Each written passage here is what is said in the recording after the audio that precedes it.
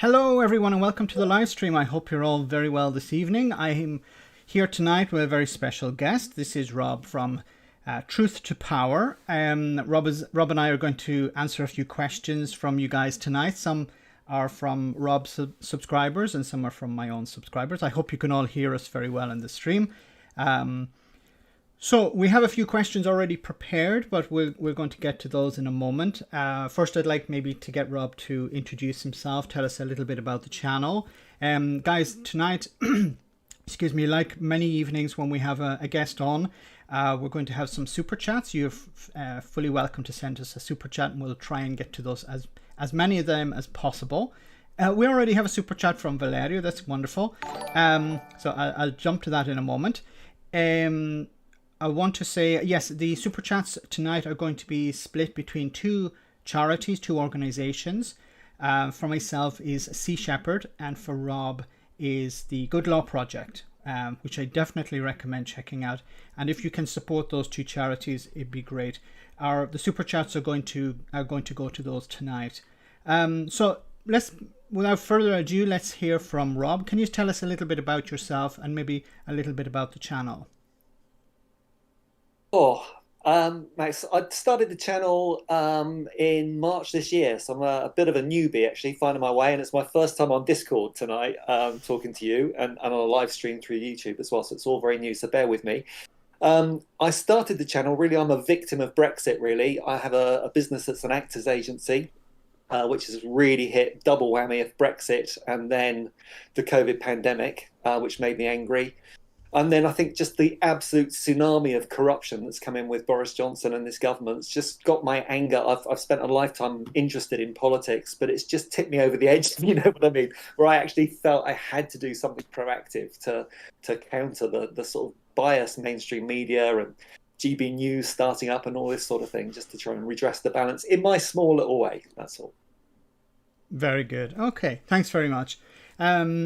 We have a super chat, so I'll read that super chat out first. Of course, guys, remember you can support both of us by sending super chats, and those super chats will be sent on to charity in a couple of days' time when Google have calculated everything. I'll read the first one from Valerio. It says, "Hi Max, I missed many videos recently because I'm in Italy now. Wow. On Sunday, I'm coming back to the UK as a European champion. Why do you think what do you think what do you think about the possible elections? Do you think it can be good for Keir Starmer? What do you think about that, Robert? Do you think there are elections on the horizon, and how do you think Keir Starmer and Labour Party will fare in that? Yeah, I mean, there is some speculation. I know that Boris Johnson may even call an election as early as later this year. I can't see it. Max, I don't know what you think, but I mean, the received wisdom is that, you know, governments tend to, you know, before the Fixed Term Parliaments Act, governments like to call an election a year out if they possibly can, if they're ahead in the polls, just to give themselves some discretion. I don't know. I mean, Boris Johnson's uncharted territory, isn't he? They have got a lead in the polls, but it's going south a little bit at the moment. And I'm sure they're still smarting from Theresa May's very arrogant decision to go to an early election. And Jeremy Corbyn's Labour Party did surprisingly well in that election with May, and she lost her a majority. So I'm sure they're going to hesitate. I don't think they're going to be that bold, to be honest. I'm pretty sure Keir Starmer's not ready. He seems to be playing some sort of long game, I hope. But no, I don't see an election anytime soon, to be honest. Because I was I think it was Phil who was mentioning that there could be one next year. I maybe don't quote me on that, but I think he was talking about something pretty soon.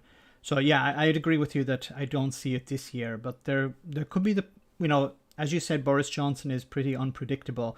So there is I would say there's a possibility maybe for next year, but then it depends on the pandemic. It depends on the rollout of the vaccine, if there are any more problems, because I was watching a video recently I think it was in Israel, where they rolled out the vaccine pretty early. Back in January, they had a huge number of people vaccinated, and now they're starting to see how can I say it, more and more infections also with people who have received the vaccine, which is extremely concerning because of I don't know, because it's the as a result of the Delta variant.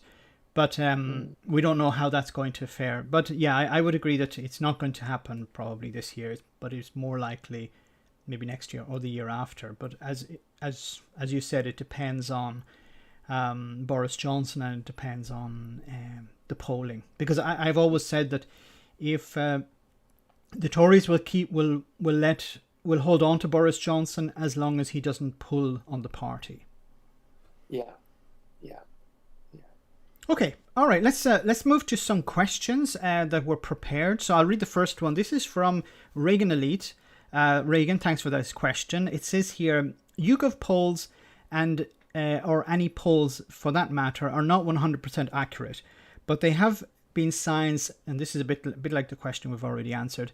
There have been signs that some of the public appear to be turning on the British government lately.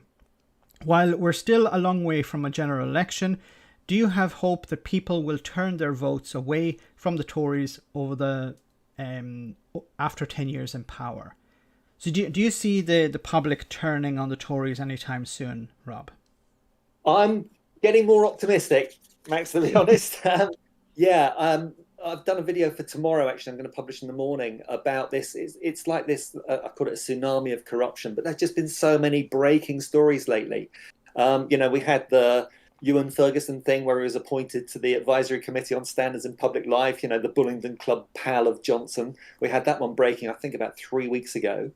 And then we've had the all-party parliamentary groups at the moment where all these Tory grifters are taking a salary from people in the very industries that the parliamentary groups are actually looking at. So we have all that scandal coming. It's just been one after the other. We've then got this so-called secret advisory group that these £250,000 donors are paying for monthly access to the Chancellor and the Prime Minister, which you go back 7-8 years, Peter Cruddas, now Lord Cruddas, actually resigned because of the cash for access scandal. And we're seeing a repeat of that now. But whereas back 7 years ago under John Major, that was a sackable offence, now the public are going, what's dead cat, whatever it might be. People just aren't focused.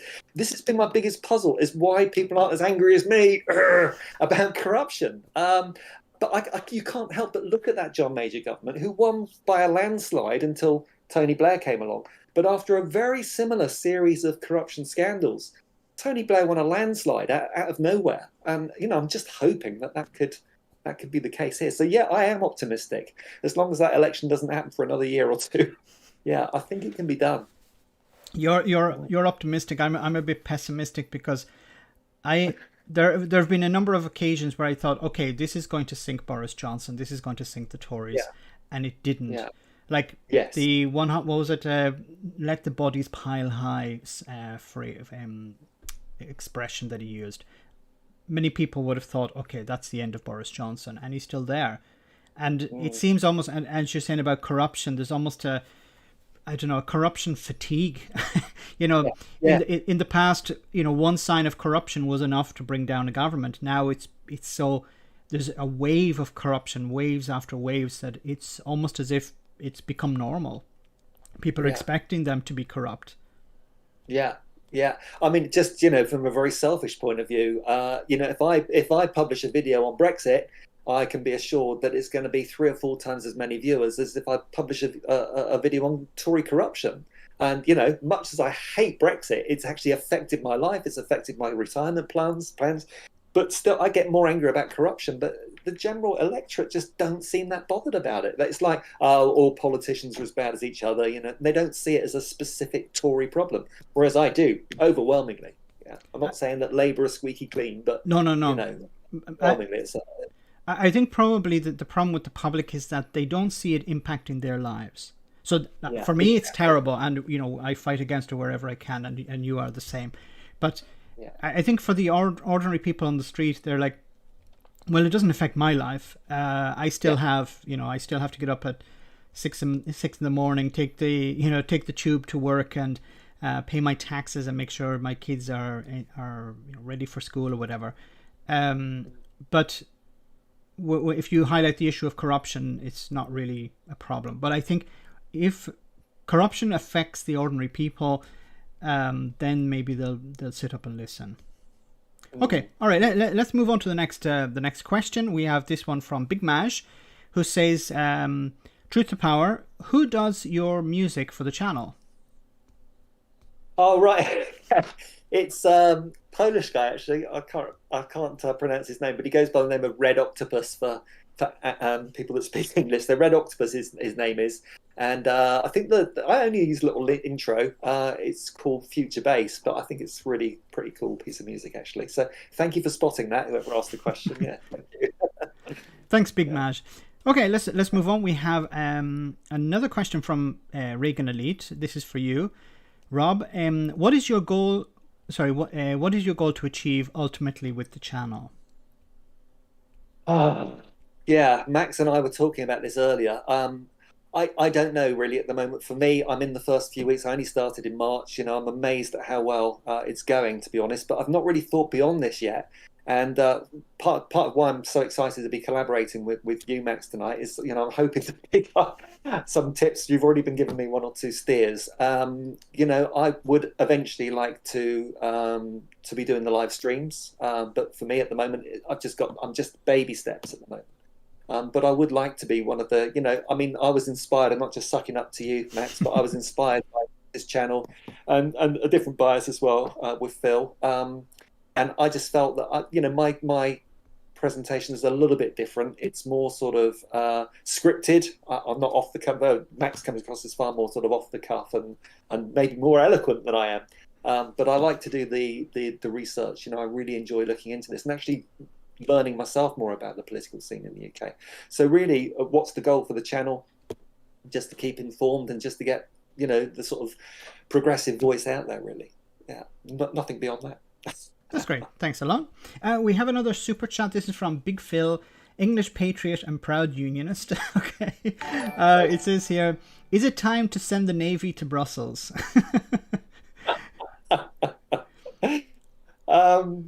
Yeah, I'm not sure what the Navy would do in Brussels, but exactly. How they get there, really. But, yeah. I guess this question's alluding to the fact that the sort of right-wing media are setting the EU up as the enemy at the moment. It's like they're trying to create this. We all hear about the Tories trying to create this culture war, but there's also this creation of what they're trying to make the EU the enemy. All this fine talk of our friends in Europe, we know it's said through sort of gritted teeth. And unfortunately, people do start talking about, the Navy in this example or whatever. It's sort of the militaristic language that seems to be creeping in. I find deeply upsetting. I've worked a lot in Europe in my life and many, many friends in continental Europe. I find it deeply upsetting because I consider myself an English patriot, but I'm also a European. And for somebody to talk about, sending the Navy into Brussels, to me, it's just crazy. It just makes no sense. Is it, in your opinion, an imperial mentality? The idea of we're going to resurrect the empire or something like that. Now that we've left the European Union, they were holding us back. Now we're going to be able to return to the imperial days. Yeah, it seems to be like that. And that stance seems to bear no relation to the reality of 21st century Earth. Britain, if you look at any map, it's a tiny little speck off the coast of Europe. We're not this big maritime power that we used to be. We're, standing alone in this new world makes us very vulnerable, I would think. We already see, without wanting to get into that, but the amount of foreign interference in our elections and without the support of being in that bigger community, I think we're, especially with the current government, we're in a danger of becoming Russia's plaything. The amount of Russian money that's swirling around things like the advisory group and things like this. Like, also for me, it's something and some people disagree with me on this, but I believe Europe is worse off without Britain. I think Britain, in a way, was extremely critical of how the European Union was progressing, the direction it wanted to go in. But I think it was also it was a voice, was it the European human rights? Oh, I forget.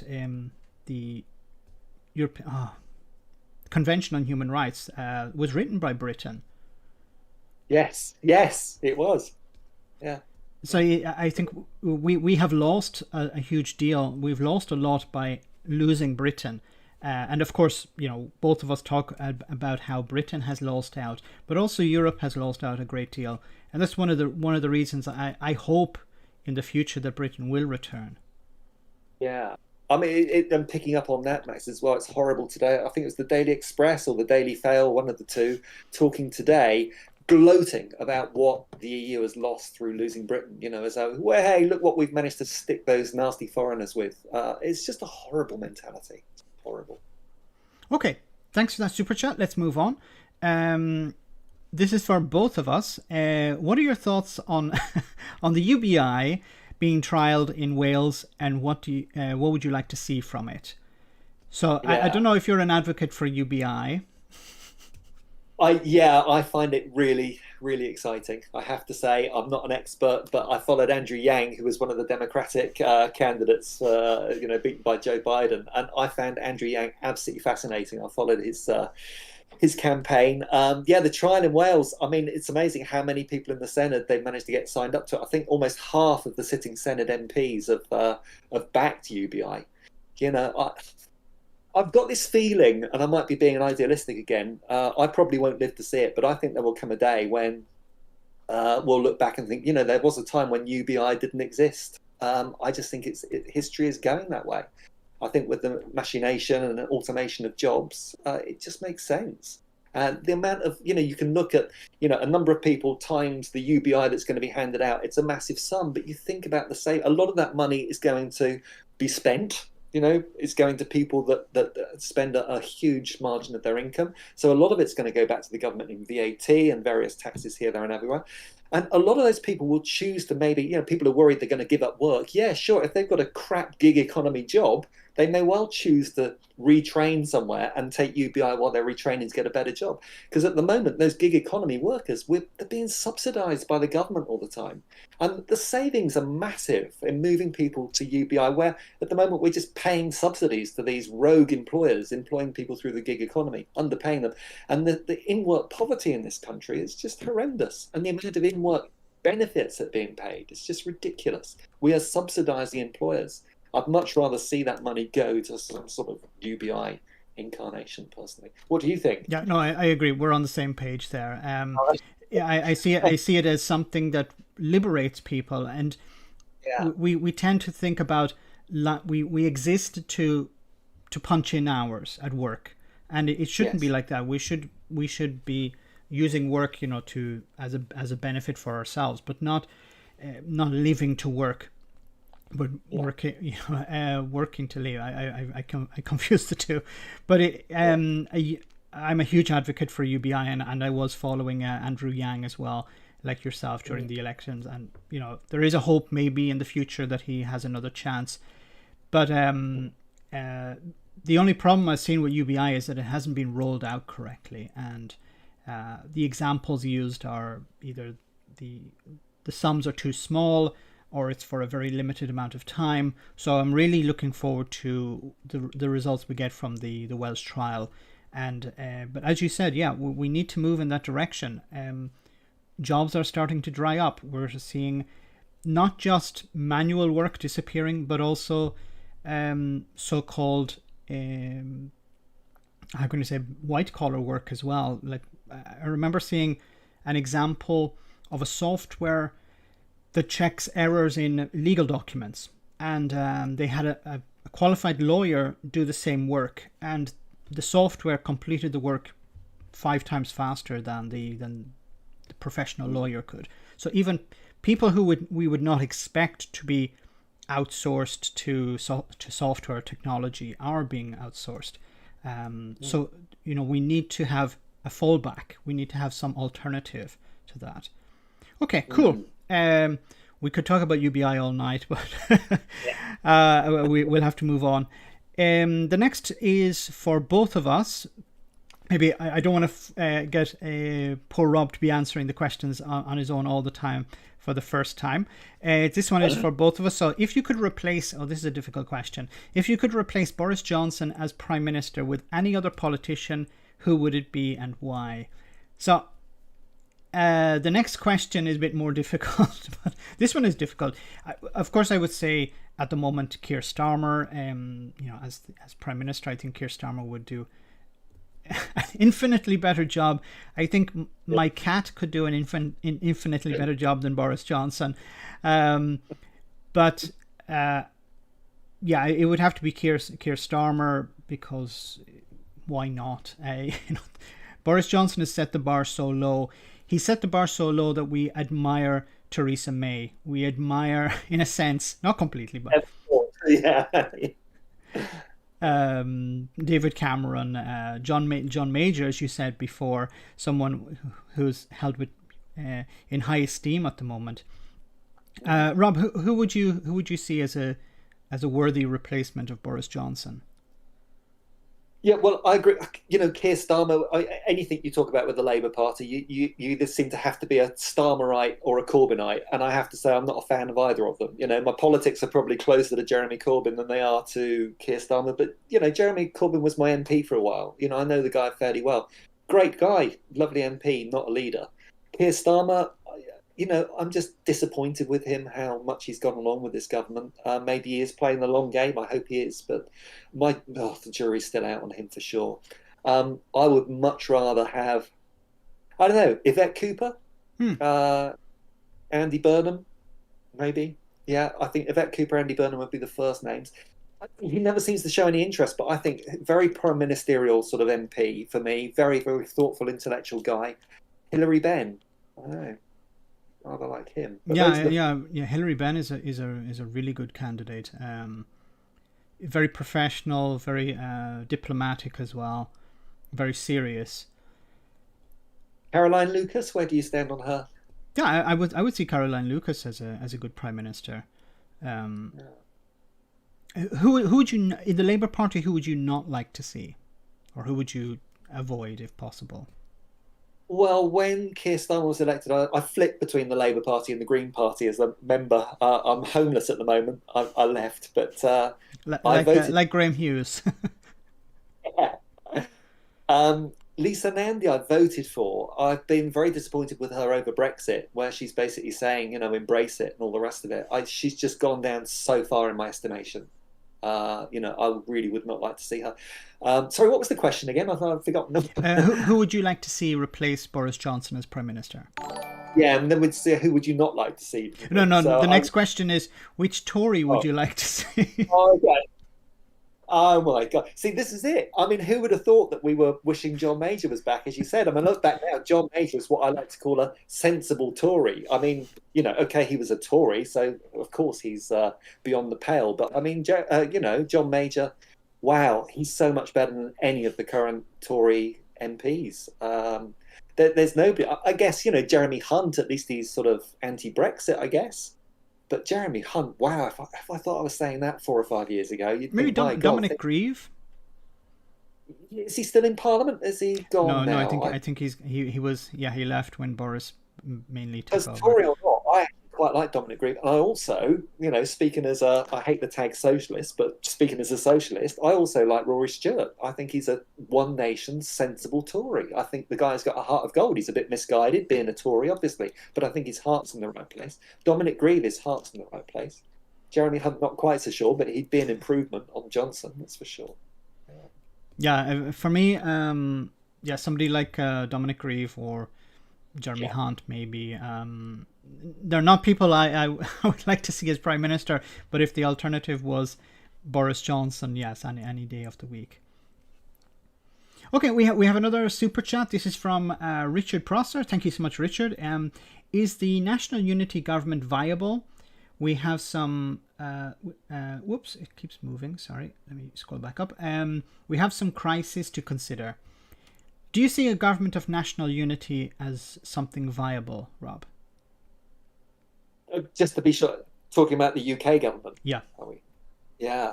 Not while Boris Johnson's there. I mean, it's just every action, every speech he makes it absolutely clear that he will not engage with Labour in any way whatsoever. Theresa May was the same. I mean, Labour were not allowed into the room. I think the Brexit, much as I'm against Brexit, it could have been much smoother, much better if it had been a bipartisan unity government. But I think that ship has sailed. I think the horse is bolted. We needed the unity government over Brexit, and the fact that didn't happen, I think, is an absolute disgrace, and it's probably led to the Brexit we've got. Do you see a national unity government without the Tories? So with the Labour Party, Greens, Liberal Democrats, SNP maybe working together? Yeah, the Progressive Alliance. Yeah, I mean, I've been pushing them quite a bit. Yeah, I'm very much of that. My constituency, I'm a Londoner, but I'm currently living in Devon. Um, you know, it swaps. You can't even vote strategically down here because, Lib Dems and Labour flip second place down here. The combined vote, you'd be challenging our local MP, which is the Anne-Marie Morris woman, who's actually, I have to say, a great constituency MP, but a horrible Tory. But what do you do in a constituency like this where it's going to be Tory, Tory, Tory? If there was what I call a progressive alliance, or the unity government thing, I guess, is the progressive alliance is the precursor. We need a progressive alliance. Otherwise, there's so many of us, our votes are just wasted. So I'm all for it. Bring it on. Yeah. Do you see Keir Starmer joining a progressive alliance? I have my doubts because unfortunately I think there are too many Labour MPs sitting in safe seats and they're dead set against it, and I don't know whether the Labour Party are willing. I think there's a big problem also in the Labour Party where there are factions within it who would actually prefer to sit in opposition than to win power by going into coalition with the Lib Dems or with the Greens or with the SNP, unfortunately. I don't know how big they are in the party. I don't know how much sway they have, but I think it's considerable. Yeah. I think the other thing, Max, is the Progressive Alliance. Is this, you mentioned them last quite rightly, and I could hear the hesitation in your voice, but of course the Scottish Nationalists, yes, they are, I think, overall a progressive party, although not fully. But one is a unionist party, Labour and Lib Dems to a certain extent, and the Scottish national agenda is just so different. So although you could put them both under a broad progressive umbrella, I cannot see the SNP and Labour ever coming to an agreement over Scottish seats. It's just not going to happen, is it? I don't think. Okay, well we'll see. We'll see how that unfolds. I don't mean to dwell on this question, but it's the Monty Python People's Popular Front of Judea and the Popular Judean People's Front. Left in the UK is just so split. You've got one mainstream right-wing party. Okay, the Reform Party's trying to muscle in, but it's the Tories. And then you look at the left-wing vote, it's just split. And the whole first-past-the-post system works in favour of the Tories. Sure, to a certain extent it works in favour of Labour, but it works overall for the right, not for the left. And it needs to change. How we change that can only be through some sort of progressive alliance. Yeah, I think if you look at the Tories, their first objective is to win power. Then it is to implement policy. And I think the problem we have on the left is that there are too many people who say, we need to implement this policy and that will help us win power. No, you have to focus on power first and then deal with the policies that you want to implement. I think we have it backwards. Yeah, and I think Boris Johnson is the embodiment of what you've just said. Is that I think there's a lot of the Parliamentary Tory party that can't stand what Boris Johnson actually stands for. But at the moment, he's winning them votes. Although a lot of us hate him, there's a lot of people out there that love him. And at the moment, the lovers outnumber the haters. So they'll back him, not because they like his policies, but because it gives them power. So, yeah, I totally agree with you. And he's an embodiment of how the right wing just do this so much better than we do on the left. Okay, we have another super chat from Nicola. It says, I've always thought England is a right-wing country. You're suggesting only right-wing candidates when Tories have murdered people. Why? No, we weren't suggesting a Tory candidate. That was a question we had received. Sorry about that, Nicola. I don't know if you heard it from before.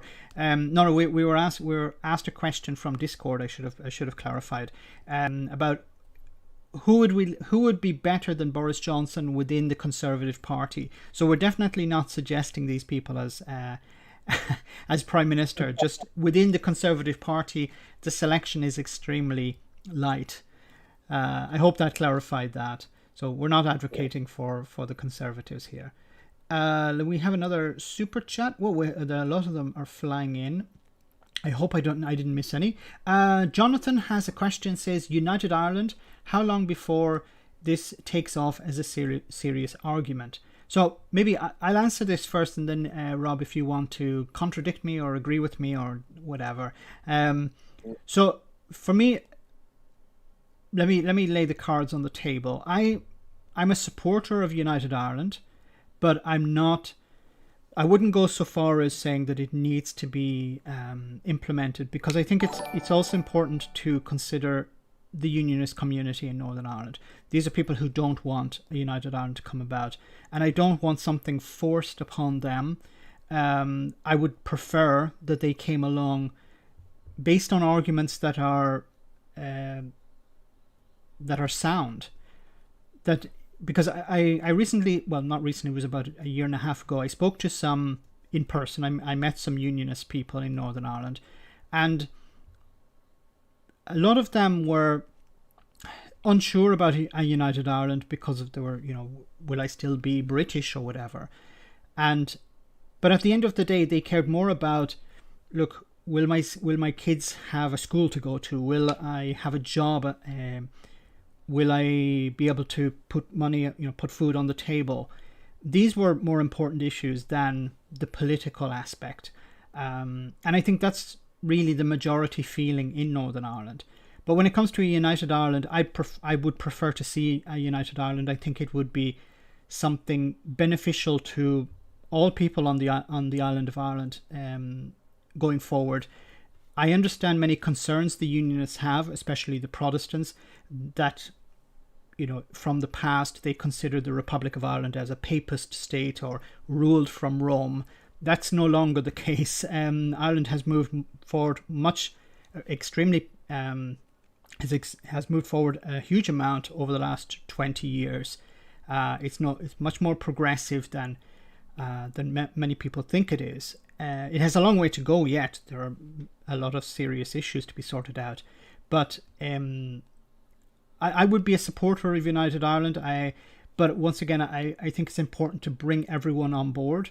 I think it's still a bit early to call a border poll. I don't think there's the support there yet, even though we're seeing the consequences of Brexit.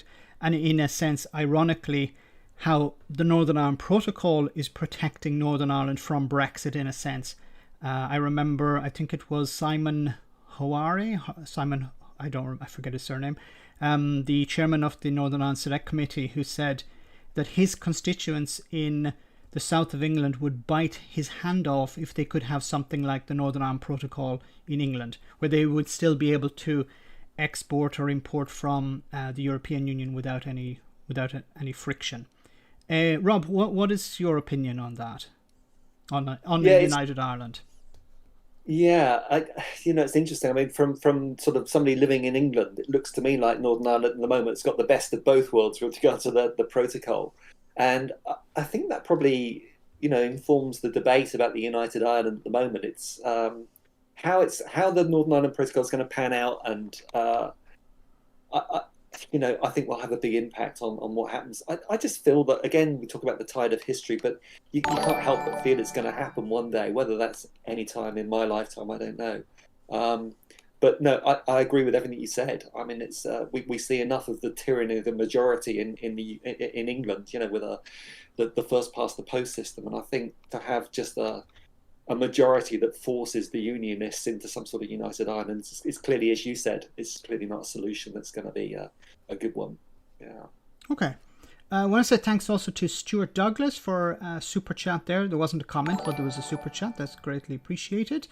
Let me move forward. We have one from Cash Dummy. Thank you so much, Cash Dummy.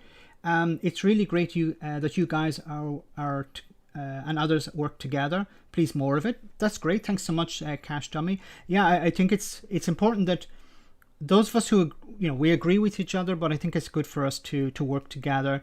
I do recommend, of course, after the live stream, to check out Rob's channel, subscribe, of course, share his videos. It helps.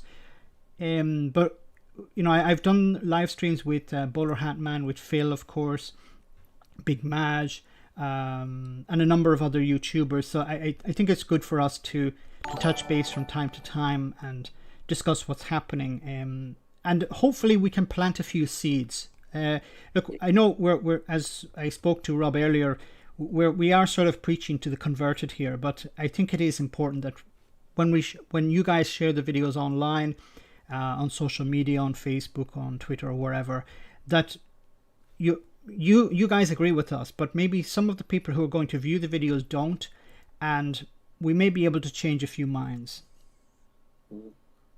What do you think, Rob? Yeah, and I think I totally agree. Obviously, Max.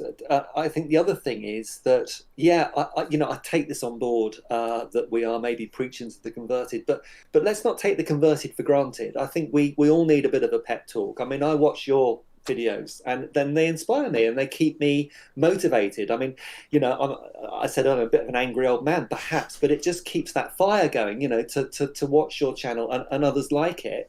It just keeps the converted. Probably a bit of a stretched analogy, but the way that the Tories at the moment are concentrating on breaking that red wall, and there are indications that by doing that, they're losing the Tory converts in the southeast. So let's be careful not to do that. Let's keep the converted, and just keep this feed going that counteracts hopefully some of this mainstream right-wing stuff that we're all subjected to every day. I fully agree. We have Lee Corn. Thank you so much, Lee, for the super chat. What are your thoughts on the fascist growing power in Marche, Italy, and polling nationally? New incarnation of Mussolini's party. I don't know if you're familiar with that, Rob. So if you want, you can chime in after. Or I haven't been following it as perhaps closely as I should have. But what tends to be is that the fascist parties, like the ones here in the north of Italy, like the League Party, are more a conservative party. So on the national stage, they appear as a fascist party. And there is a fascist party, a literal fascist party in the Italian Parliament, which is headed by, I think it's still headed by the granddaughter, I think it is, of Mussolini himself. Anyway, she has very right-wing, of course, extreme views on issues like immigration and how can I say, on the culture war as well.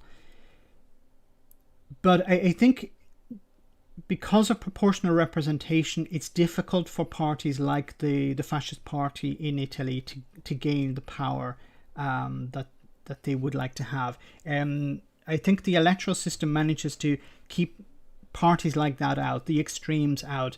So we generally tend to see in Italy the more moderates gaining power. There have been a few exceptions, of course, but generally we've seen governments that are centre-left or centre-right. Far right or far left governments generally don't get into power. Now, some of them will join coalitions, but as we've normally seen in the past as well, coalitions tend to water down the extreme. They're given a few positions in government, maybe minister for transportation or something like that, which it doesn't put them in a very powerful position. But it, of course, there is the other aspect of that. If you have extremists within government, some of that extremism does filter through to the mainstream. At the moment, I'm not extremely concerned. The Italian government, because of the rollout of the vaccine, is reasonably popular at the moment.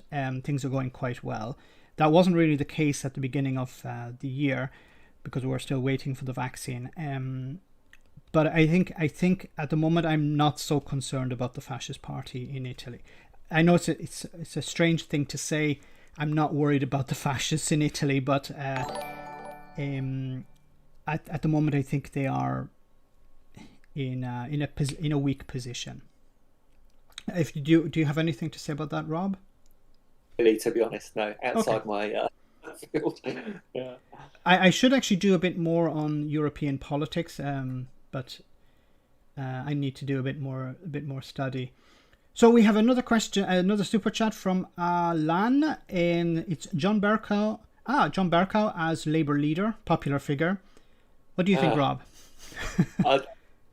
I can't help it. I really like him. I think he's just another guy. You know, the heart's in the right place. Not sure about his politics. He's either on the right of the Labour Party or the left of the Tories. I'm not sure, but yeah, I think his heart's in the right place. I think he's a parliamentarian. You know, much like Tony Benn used to be, and I think he's all for upholding the constitution. He's all for upholding the power of Parliament, and that's what made him so unpopular amongst the Tories, as he was actually holding them to account. Unlike Mr. Hoyle. But yeah, no, John Bercow, thumbs up from me. Yeah, for sure. How do you feel? Yeah, I agree 100%. I am a huge fan of John. I think it was a sad day when he left as as Speaker of the House of Commons. The replacement can in no way fill his shoes. My only concern about John as leader of the Labour Party is not so much John himself, but I think it's the Labour Party need to be careful about picking people who are just popular. I think a big problem for the Labour Party is they don't have a vision. They need some vision that they can associate with the party. So when voters think of the Labour Party, they automatically think of the NHS or jobs or education or workers or something.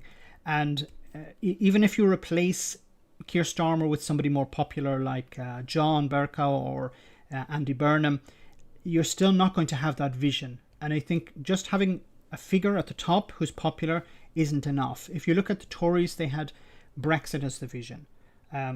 The public voted for Boris Johnson, yes, in part because of his, and I hate to say this, charisma, but they voted for him because of his charisma, but also because of Brexit. They associated, I'm voting for this Tory to get Brexit done back in 2019.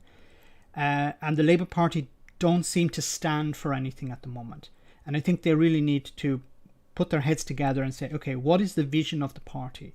Fighting for the working class, fighting for workers, fighting for the poor, fighting for something.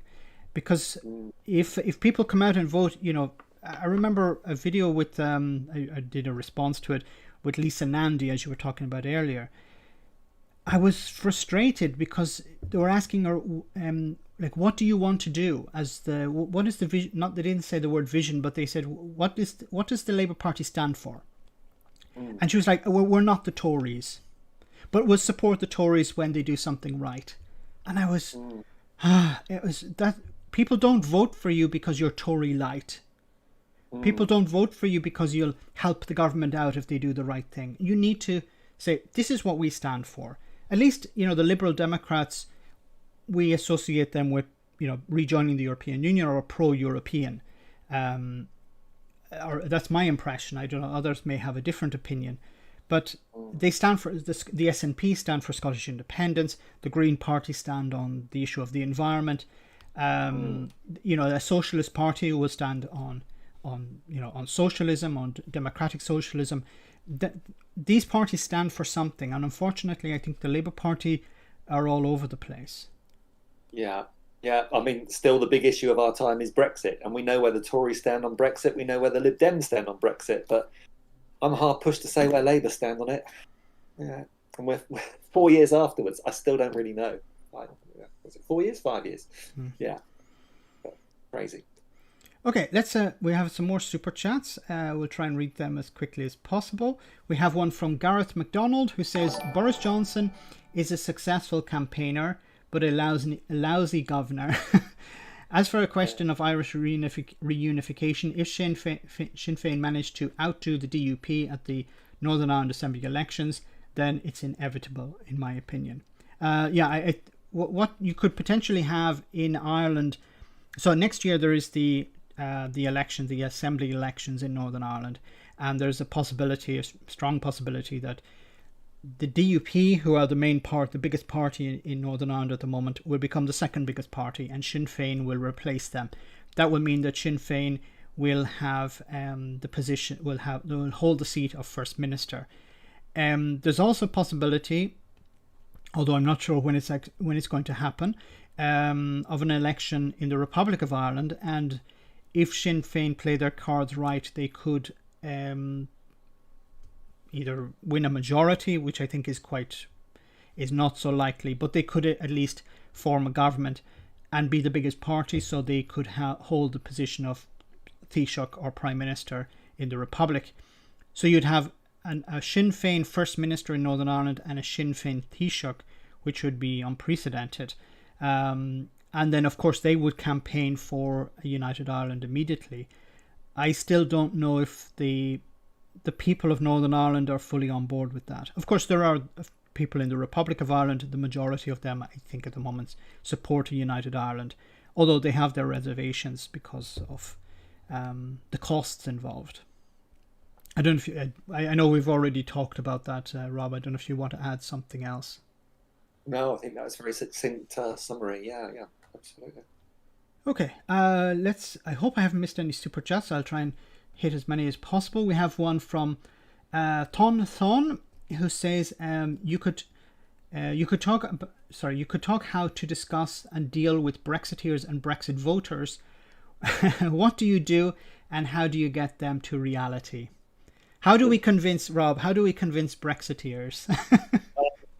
It's like they've invested so much, and there's something about the human brain, isn't there? You make up your decision, and then you start looking for the facts to, confirmation bias, basically. Everybody likes to think they look and weigh up the facts and then make their mind up. But we know human nature is not like that. Human nature is the other way around. People make up their minds and then they filter all the facts.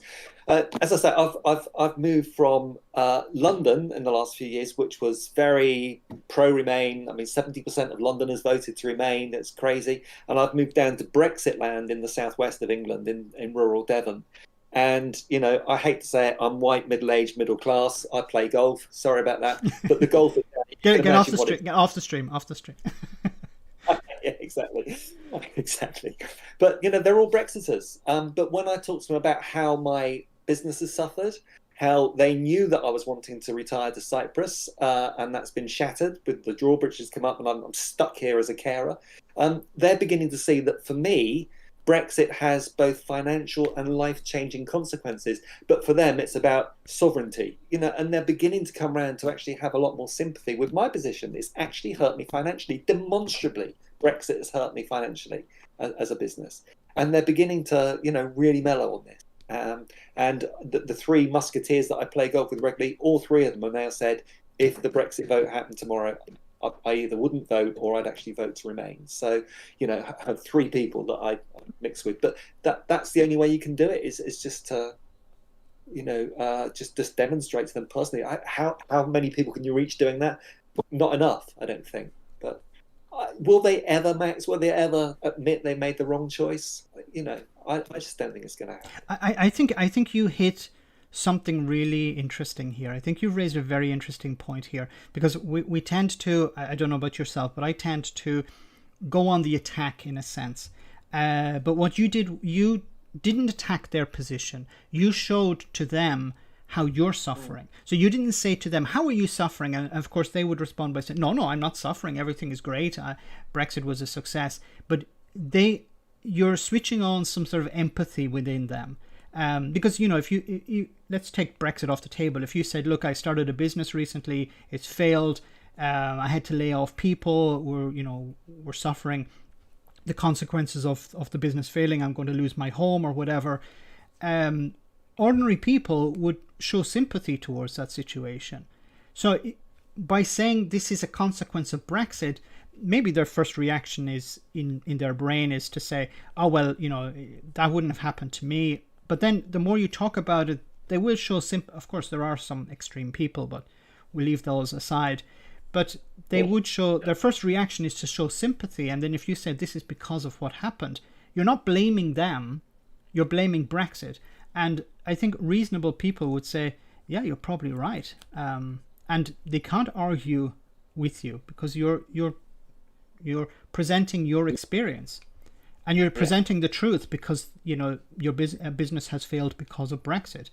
I think this is a novel approach. I think it's maybe one of the correct ways to approach this type of problem. Instead of maybe attacking, you demonstrate to them, this is what has happened to me. And as you said, some of them have turned. I think the problem for me is that it's not just that people turn around and say Brexit was a mistake. they have to go the step further. They have to say, I'm not going to vote for the people who convinced me that it was a success. Yeah. Because it's pointless, it's pointless people saying, yeah, Boris Johnson lied to me, but I'm going to vote for him at the next election. Yeah. It's like James O'Brien says, isn't it? Contempt for the liars and sympathy for the lied to. But at what point do you think you're still going to vote for this guy, even though you know you've been lied to?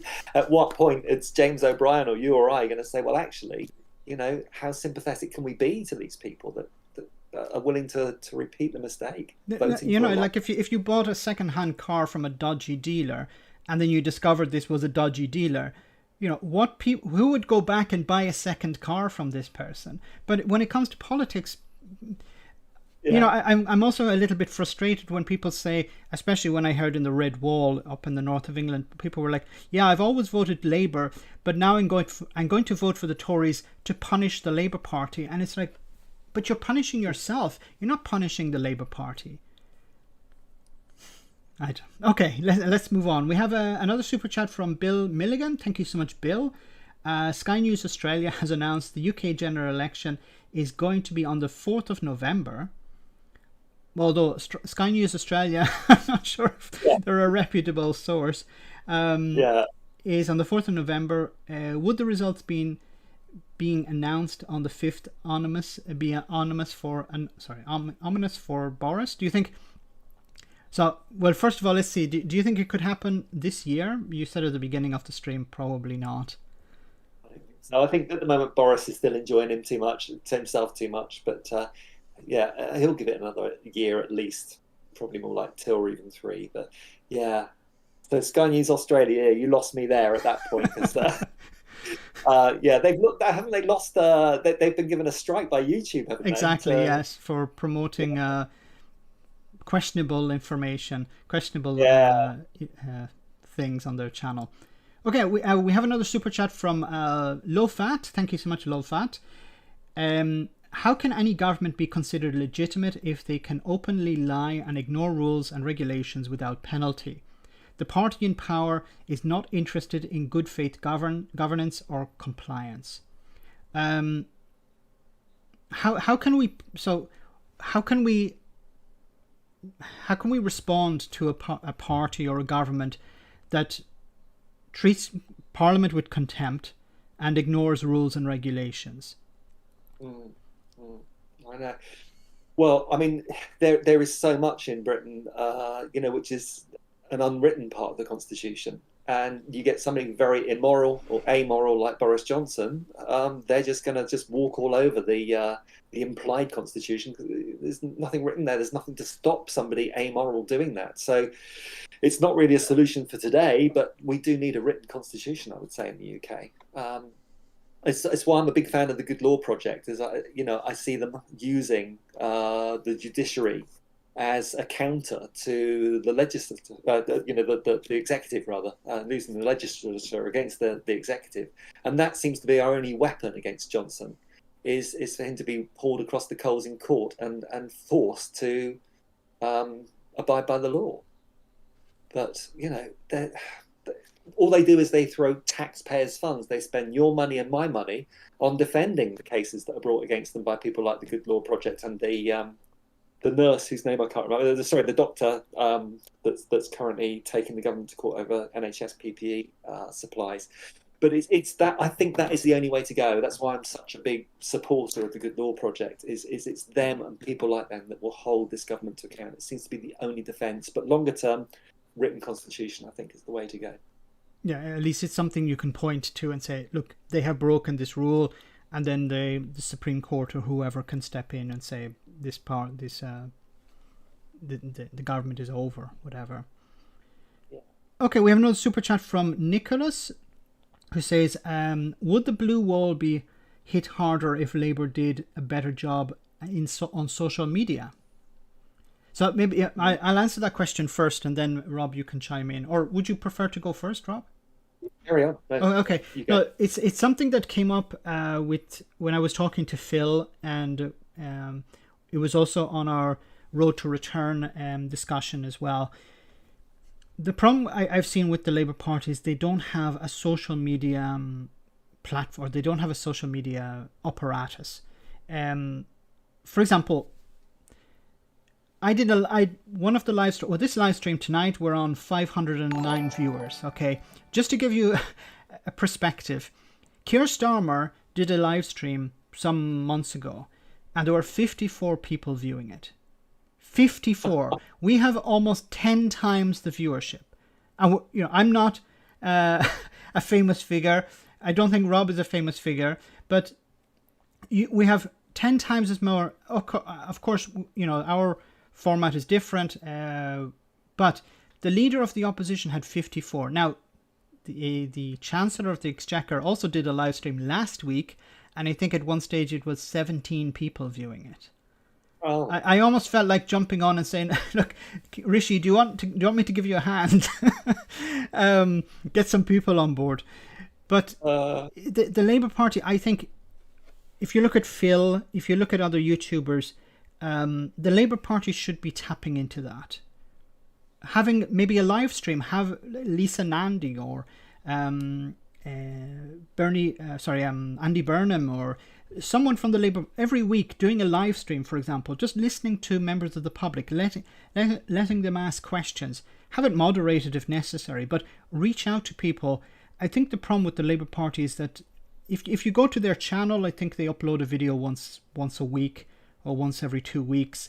It's normally something very curated or something. It's more a presentation than an actual discussion or an opinion on something.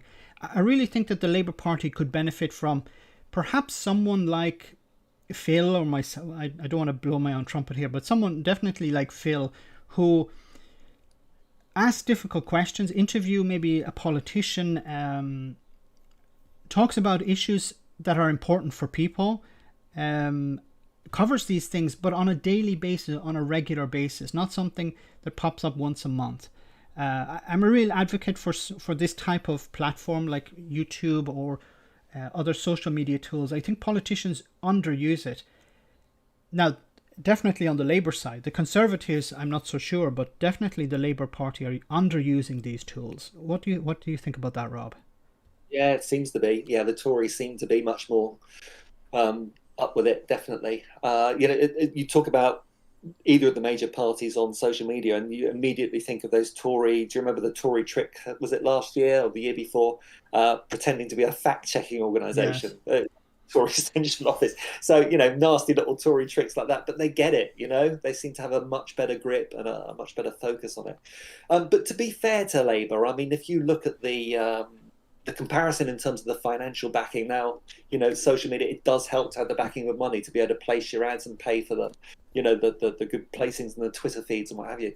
And, the Tory party outguns Labour many, many times over. So I think, to be fair, you have to take that into account. But I do agree, they don't seem to be at all switched on to social media. I can't remember seeing anything from the Labour Party now I think about it on my Twitter feed, really. Not seeing anything. The Tories, I see. But, yeah. Let's move on. I think we have another super chat. Let me see. You ever invited anybody from Labour on to a live stream? Yeah, I have. I tried to get. The problem I have is I have tried to invite some politicians on, and I've actually today sent an invite to a politician from the Liberal Democrats. But I understand that if politicians don't want to speak to someone like me, because I'm a bit beyond the pale, perhaps. I think it's not because of my views, but because maybe they don't take it seriously. They think it's maybe a bit of a joke. But I would love to speak to a politician, but I would understand if they don't want to do this thing, because in a way they're not in control of what I'm going to say. So I could send them the questions and say these are the questions I'm going to ask, but I think they would prefer to be more in control of the narrative, and it could be extremely embarrassing for them. So if I left it open to super chats or whatever, somebody could ask a very embarrassing question, and that politician would be put in a very difficult spot. So I'd understand them not wanting to do that. It'd be different if we sat down and had an interview and I said, these are the questions I'm going to ask, and I'm not going to edit it, or I'm not going to. So I think there's a lot of things that happen behind the scenes, but I understand if they wouldn't want to do that. But I would love to see someone else like yourself or Phil, sit down with a politician and ask them some questions. Would you be up for that if you had the chance? About it, yeah, I've had guests on my show, and it works really well. I've not thought of, well, I have thought of that in doing it. It's still early days for me, but yeah, I think it will be something I'll do. Maybe even ask a local Labour or Lib Dem person on the show. Yeah, we'll see. Yeah, I think as long as you tell them, look, I'm not going to edit it to make you look bad, or or I'll send you a copy of it before I upload it so that you can check it. I think just to maintain their trust, because I think for many politicians, they'll come on if there's some sort of benefit for them. So maybe at the moment, someone like myself, there isn't really a benefit for a politician to come on, unless they are like a councillor or someone like that. But an MP, I really don't see them coming on my channel because there's no real benefit for them. It's not that I'm going to ask difficult questions. It's just that they could be put in a difficult spot. Yeah. Okay. We have another super chat from Richard. Thank you so much, Richard. It says, Rob, you should tell your story on your channel, please. I wish my donations to go to the Good Law Project. Thank you very much. You should tell your story on your channel. I'm not sure if Richard means tell us your story now, or maybe he means that you should make a video about your story, like how you lost your business and how Brexit has impacted you. Well, yeah, recently, I mean, if people do want to go on the channel and have a look, we did a video. I interviewed what they call a casting director. Is that a phrase you're aware of? Yeah. A casting director who casts actors at the English Theatre of Hamburg, who's a friend of mine. I've worked with him for many years. I've had a lot of my actor clients working at the English Theatre of Hamburg. Brexit just put an end to it, but also made him redundant.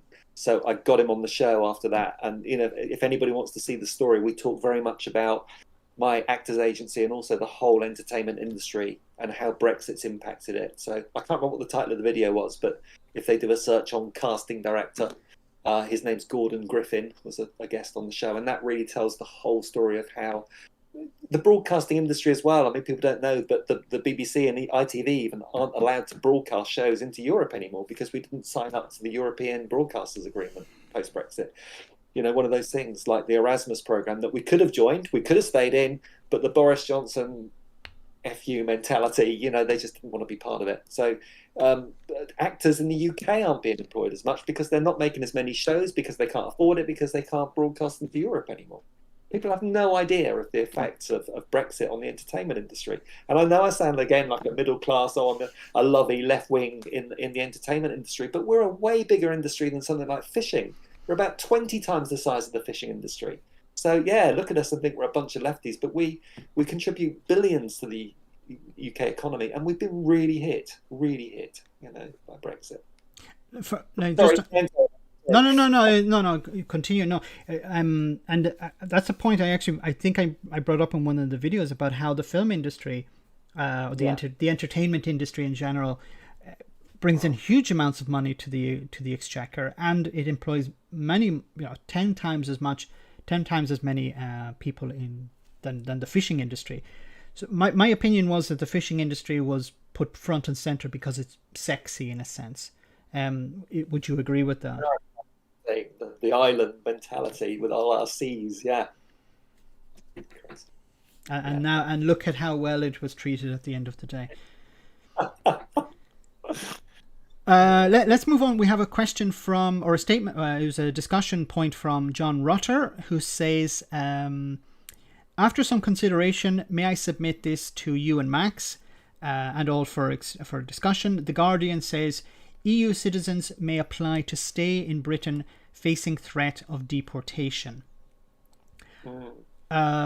So I was actually I brought this up in one of the videos I uploaded a couple of days ago about how so what's happened is many people who have applied for settled status in the UK, in Britain, have put in their application before the 30th of June. They have received a receipt for their application, and then a few days ago, a lot of them received notifications that they were going to be deported. Now, the British government had told them before the 30th of June, anyone who has a receipt of an application their rights will be maintained while their settled status is being processed. But some people, it seems, especially older people and more vulnerable people, who maybe are not tech savvy, maybe not able to access the tools that they need to check, what their rights are, have either been deported or are likely to be deported. And I think this is part of the goals within maybe the Home Office. We need to deport X number of people. So let's try and find the easiest, the most vulnerable, the ones who can't defend themselves. We have these EU citizens who have no real protection. Get rid of them. Yeah, that sounds like it's straight out the Priti Patel playbook, doesn't it? It's just hateful, but it's a vote winner for them. That's their electorate. They love it, absolutely love it. And it goes back to what we were talking about earlier about setting the EU up as the enemy. We're deporting these foreigners. It's the militaristic thing almost. We're shipping out the enemy. It's depressing. What can I say? It's so sad in a way how Britain went from the Olympics in 2012 to just in a short number of years to I don't know, see, what was it, that movie, Children of Men? I don't know if you've seen that movie. Yes, absolutely, yeah. Oh dear. Sarah Wilson has a super chat for us. It's in Danish kroner. Thank you very much for that. Well, maybe I'm in the echo chamber, but I like a different bias, Phil, and you. So keep up the good work and love from Denmark. Thank you so much, Sarah. Thank you so much for that super chat. Very kind of you. Well, it's a huge number as well. I don't know how much it is in Danish kroner converted to euro or pounds, but it looks huge. Thanks so much for that. Whoops, I missed another one. We have Cahill sent a €5. A great win for Meath ladies. Very good. So is it the Camogie, or so in I think. Or is it something else? I'm not sure. It was in the Olympics. They won. The Meath ladies won. I'm not. My problem now is I've been so far away from Ireland for so long that I don't really follow much of what's happening in Ireland, unfortunately. We have another super chat from Nicola. Thank you so much, Nicola. Stop subverting free speech on your channel, please. Not very good look. I'm not sure what that's about. Maybe it's you, Rob. Are you subverting free speech? Yeah. Well, we get accused when we sort of fight against Brexit and Ramonas. We're told that we're enemies of democracy. These people don't seem to understand that democracy is all about having the right to protest, and they just don't get it. They think it's the tyranny of the majority is democracy. They just don't understand. Thanks for the super chat, Nicola. But I don't see how we're subverting free speech. I think both of us welcome debate and discussion. I've actually reached out to some Brexiteers on Twitter saying, look, if you'd like to come on to Discord and we can have a discussion. That's something I would actually like to do. It's not a debate. I don't even want to debate them. I just want to have a chat with them, have a conversation about what motivated them to vote for Brexit.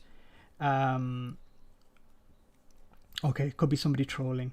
But what motivated them to vote for Brexit? Did they know the consequences? Are the consequences important to them?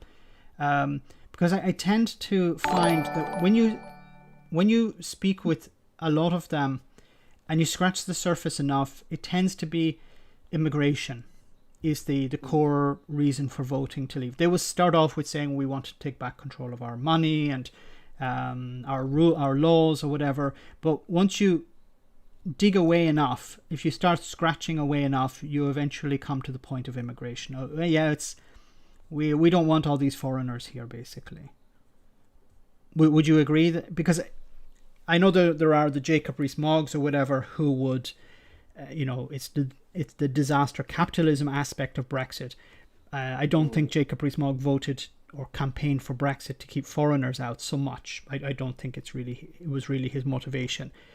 But when I speak to some Brexiteers, if you spend enough time with them, you eventually get to the point, yes, it's about immigration. Roughly. I mean, yeah, I think the leaders of Brexit are very different to the masses that voted Brexit. We've got the liars and the lied to again. I think the liars at the top, obviously the Jacob Rees-Moggs, it's all about money. Follow the money. You've got your answer on why they want Brexit every time. The lied to, I think you're right, overwhelmingly immigration. Absolutely. I have to say, though, my best buddy voted Brexit, and he's very much a Lexiteer. He's very left wing. He thinks that the European Union is a neoconservative conspiracy, and he wants to see the nationalisation of all industry in the UK, and he felt that the EU was a stumbling block to that. But the trouble is with the Lexiteers, like my friend Simon, bless him, is that we got a Tory Brexit anyway. So, I'm not saying that a left-wing Brexit would have been good, but it would have been very different to the Tory Brexit we have.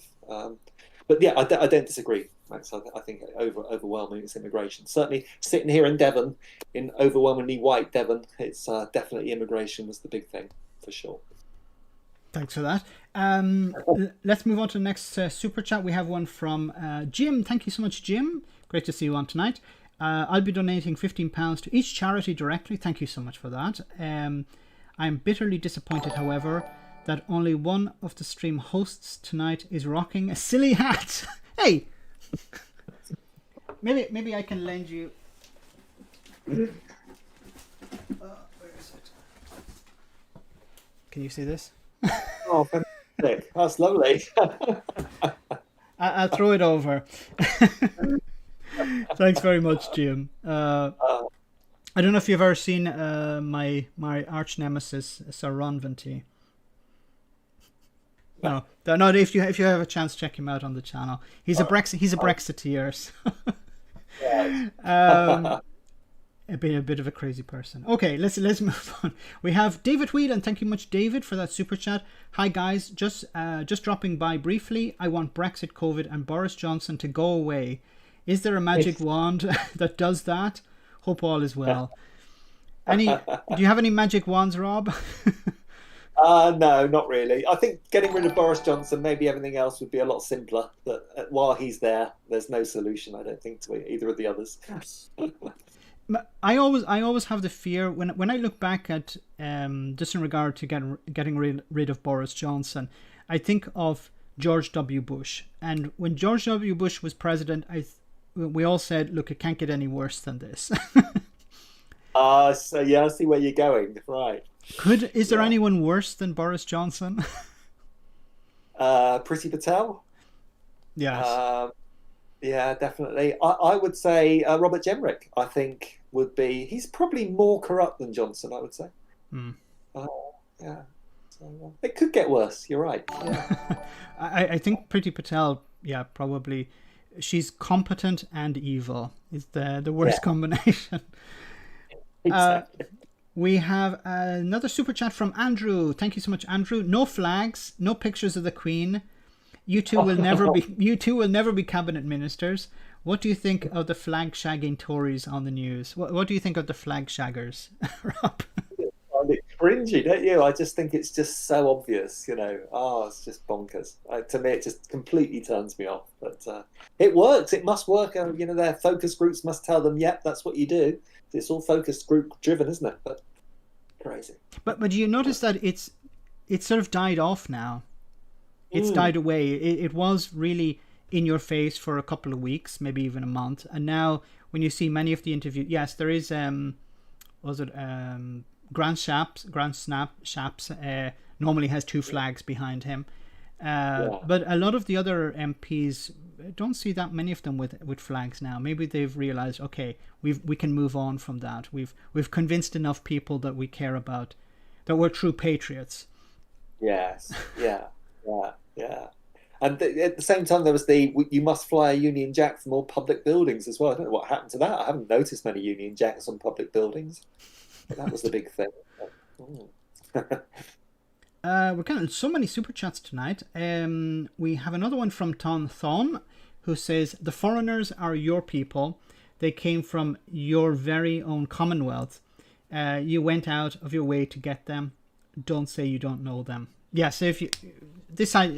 I always found it funny how many Brexiteers were saying, yeah, we voted to keep, people from Pakistan and India and Bangladesh and Syria and out of Britain, because we're voting to leave the European Union to keep these people out.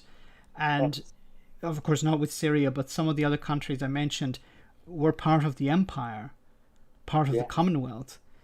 Yeah. Some of them were were invited to come to Britain during the 1950s to rebuild the country. Yeah, absolutely. Yeah. And this points-based immigration system that the Pritzker is implementing will see far more people of a browner hue coming in. And I do wonder what the Brexiteers are going to make of this. I mean, it's not what they voted for, I suspect. This isn't the Brexit I voted for.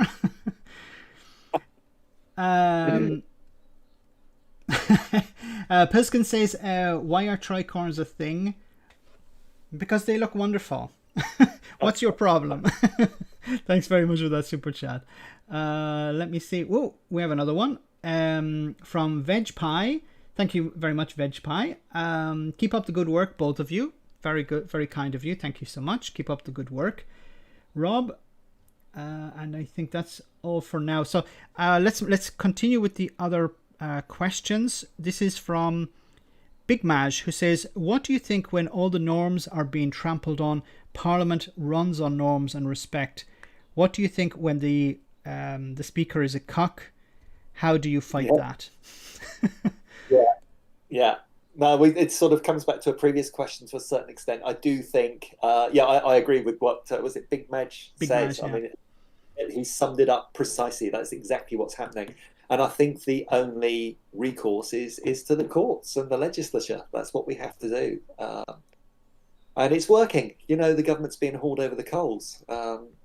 So that's my only hope. Again, I'm hearing myself sounding so optimistic, but check we need a balance. I'm the pessimistic one. You're the optimistic one.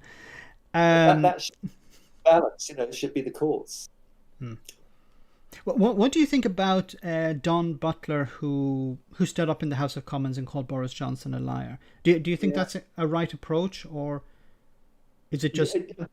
Sorry, go on. Yeah, I loved what she did. I absolutely loved it, and what a fantastic MP Dawn Butler is. She's wonderful. But eventually, if she does it again, I think the punishment gets bigger. She was suspended for, what was it, a day, 2 days, something like that. Yeah. If she does it again, it becomes a month. If she does it again, it becomes longer. And I don't think too many people can do that because you're going to lose what's hardly an effective opposition at the moment. It's going to get even weaker. And also, if you are suspended, I think it's for more than 3 months, which I think is after the third offence, it automatically triggers the right of your constituents to start a petition to deselect you. And I think we could be seeing a load of by-elections being triggered if too many people go the Dawn Butler route repeatedly. So you could find that, and obviously it would be Labour seats up for grabs. So Labour could only hope to lose; they could never hope to gain if it's Labour MPs that are calling Boris Johnson a liar. So great kudos to Dawn Butler, but don't do it too often, Dawn. You'll be triggering a by-election. Simple as that. Just on that, I mean, have you seen the Peter Stavanovich video with all the lies and things like that? That's just crazy. But that's a lovely piece of work as well that I very much admire. Yeah. But good. But it's a case of if you lie in Parliament, you don't get punished. But if you say that somebody lies in Parliament, you do get punished. It's so ridiculous.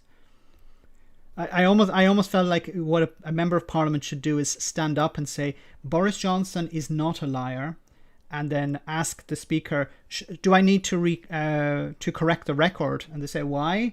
Because I lied. Because I misled Parliament. Boris, how would the Speaker react to that? Because if you mislead Parliament, then you're supposed to correct the record. So if you say Boris Johnson tells the truth, is not a liar, then you'd have to correct the record. But I think it would fly over too many people's heads. Pilskin says nothing against the noble tricorn, just curious of the history. I actually don't know the history of the tricorn hat. I must look into it, actually. I really don't understand why there are three sides. We need our resident historian to find out for us. Okay, let's move on to the next question. Is the UK sliding towards fascism? This is from Conservator. If yes, what can be done to ward against it? Rob, how do we stop the UK slide, or is it, in your opinion, sliding towards fascism, or are you more optimistic? Yeah, I mean, there's how do you define fascism?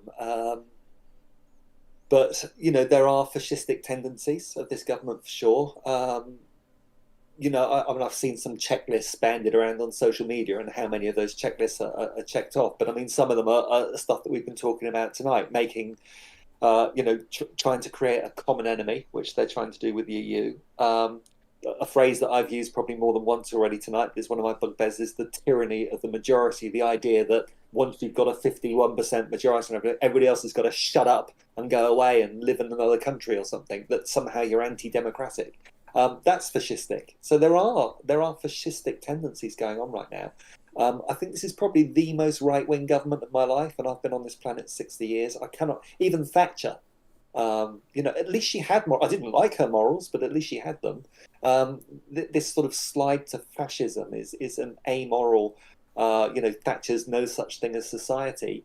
Johnson is more like, I want to destroy the society. It's like, let's reshape it for the benefit of the rich. It's almost like, it's not the traditional Labour against capital, but it's more like a corporation against individuals, the powerful oligarchs, the highly paid top echelons of the corporations against the rest of us. That's how it feels to me at the moment.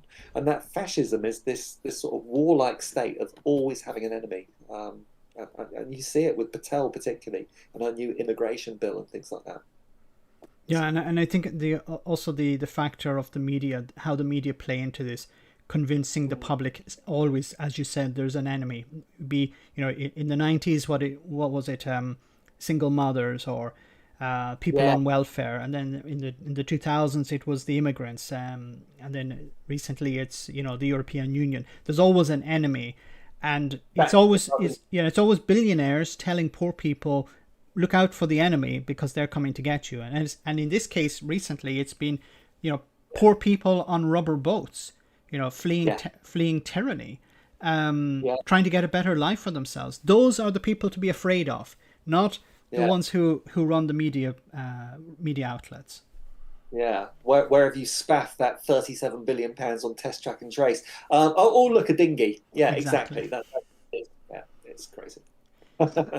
Okay, Truth. Rob, we have another question for you from Dano. It says, which ways do you see forward to penetrate the distortion of facts seen in the main British media regarding the consequences of Brexit? For example, the COVID scapegoating and the Brussels plot. So, how do we deal with the lies in the media, or how do you see how do we penetrate that distortion? Yeah. Can I first say, Max, thank you, Dano, for all your support from day one for me, by the way, and for introducing me to Max. Thank you very much, Dano. Very much appreciated. It's an issue, isn't it? I mean, the way that the media seems to be stacked against, sensible politicians, the right-wing bias of the sort of mass market tabloids, with the exception of the Daily Mirror, I guess. It's impenetrable. I mean, all these offshore owners with their own agendas. I happen to read, amongst other papers, The Guardian. You tell somebody around here that you read The Guardian, you're a figure of fun. But why should it be that I read a paper that's got 145,000 small shareholders, somehow they're telling left-wing bias, yet somebody that reads The Mail with an offshore billionaire owner, that's somehow the mainstream truth? Something's really, really wrong here. Maybe there should be laws stopping sort of overseas owners controlling the media, but it's never going to happen. I mean, Rupert Murdoch's probably the most powerful figure in British politics today still. Even with the newspapers' circulation crashing, he still holds the strings. So I haven't got an answer. Do you see things changing when he pops his clogs, maybe in 100 years' time? Yes. Yeah, I'm not sort of hugely up on the Murdoch family, but I can't remember his son's name. Is it Kevin? Seems a lot more sort of moderate, I have to say. So maybe is it Kevin? Who am I thinking of? But yeah, maybe the future is better.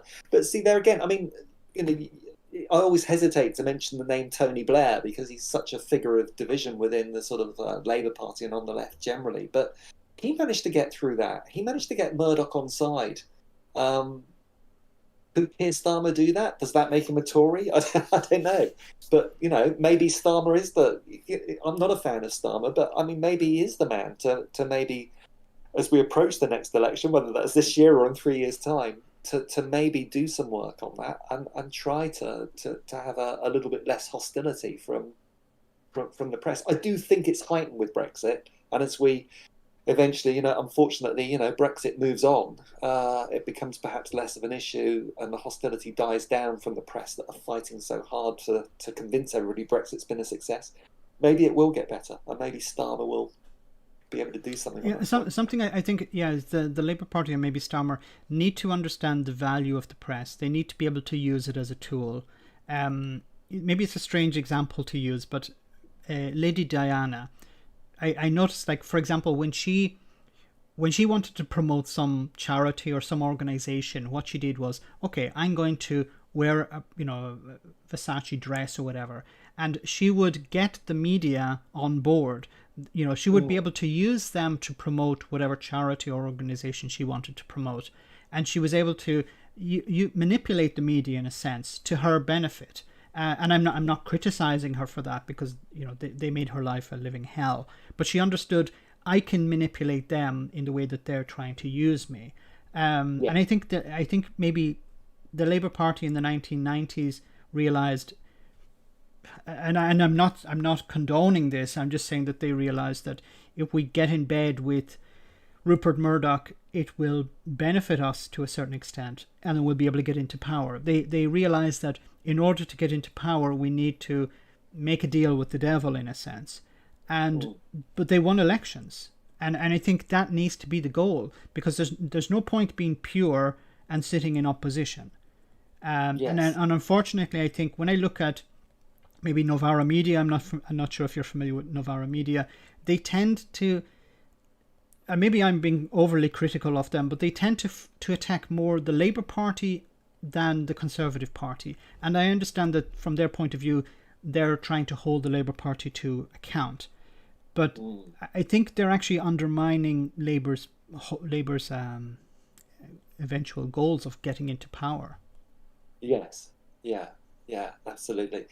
That's why, sorry, I'm not pushing my channel, but that's why I called it Truth to Power. Is the idea, you know, I get people coming on, the trolls and what have you, as I'm sure you get them too, saying, why is it you never attack Labour? And my answer is, they're not in power. The moment they are in power, I'll attack them. But until that time, I'm interested in holding power to account. You know, what Labour aren't in power. So let's focus on, you know, the people in power. That's true. And whenever if you raise the point about some corrupt politician in the Conservative Party, they say, yeah, but what about what's her name with the red hair? Oh, I forget her name now. Angela Rayner. Angela Rayner. What about Angela Rayner? Yeah, but Angela Rayner's not in government. It's pointless criticizing Angela Rayner. Maybe she's not, you know, the saint we all think she is. But it's when she's in power, then we should criticize her. We should try and hold her to account. But she's not in government now. If she's receiving money from trade unions or whatever. But she's not changing the lives of people in the country. The Conservative Party are. They're the ones in control. Yeah. Anyway, let's continue. We have so many to do. Unfortunately, I don't think we're going to get through all of them tonight. We have another question from Dano, who says, as the consequences of Brexit manifest themselves gradually, do you foresee a popular reaction or uprise? And if so, where do you see it directed? The EU, Boris Johnson, Labour, or others? I think that the pandemic, you know, and I understand the misery that's caused and the bereavements and the grief, but it couldn't have come at a better time, really, for the government in terms of Brexit. They've managed to sort of dilute the impact. They've managed to blame so much on the pandemic that it brings, I know it's a bit of a cliche, but it brings you back to the frog in the water that's so gradually heated it doesn't realise it's boiling. And that's what they've managed to do with Brexit, rather than having some sort of big thing that happened. A lot of the downsides of Brexit, the empty shelves, etc., they're blaming it on the pandemic. And I think that's what they're doing. You talk about the solid matter hitting the fan, but it's hitting it so slowly that I think people are just, being dripped. The disadvantages. I can't see there will be a popular uprising against it. I can't see it happening, unfortunately, Dana. I just don't see it. Do you, Max? I mean, what do you think? No. If you look at the French farmers, what do the French farmers do if the French government make a slight change? The French farmers come out with their tractors. They block the center of Paris. I was actually expecting British farmers to protest. I was expecting the fishermen. I remember it was the beginning of the year when we saw the consequences of Brexit firsthand. The most the fishermen did was they drove around Westminster, and then they buggered off, and that's that's not going to do anything. I think they blocked the road for a few hours and then they moved on. That's not a protest. That's not going to change. And perhaps some of them felt maybe a bit embarrassed because maybe they voted for it and realized we've actually been conned. Yeah, I'll go and show my face, but I'm not going to be, I'm not going to fight this because, I don't know if that's a real, if that's a true analysis of it, of what's going through their minds. But I have a feeling many of them said, look, either maybe it was a case of, look, we're not going to be able to do anything, so we'll just go and show our faces, but they weren't really expecting anything to happen. But in a sense, unless you try and do something, then nothing will happen.